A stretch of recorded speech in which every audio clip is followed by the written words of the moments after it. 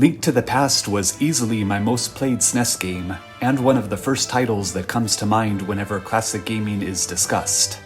After decades of masterpieces, the Zelda series gradually grew formulaic, losing its reputation as the pinnacle of adventure game design.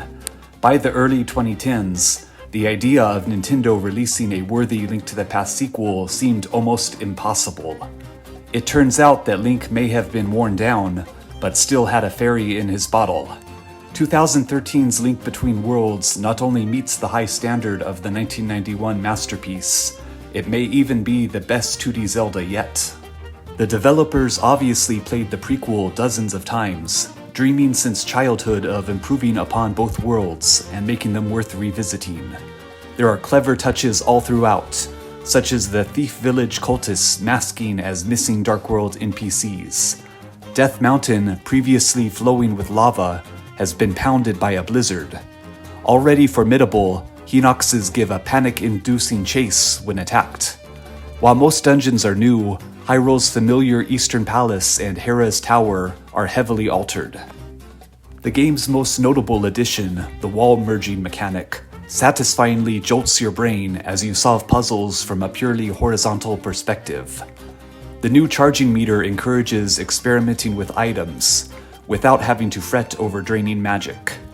Equipment being readily available for purchase or rent is less monumentous than earning items within dungeons, but makes a respectable attempt at shaking up the formula, while increasing the value of each found rupee.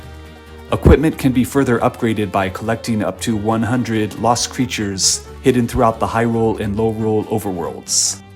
Ryo Nagamatsu knocked it out of the park with arguably the greatest Zelda soundtrack to date, featuring excellent remixes and a unique new track for each of the 8 Lorule dungeons. The classic Dark World theme received a minimalist yet even more rousing remix, led by acoustic guitar and violin. The soundtrack's instrumentation sounds so believable that I was surprised to discover it wasn't entirely pre-recorded. While running at a smooth 60 frames per second and making clever use of the 3DS stereoscopic vision, each year the gaudy 3D imitation of Link to the Past style ages, while the original's pleasing, more modest sprites remain timeless.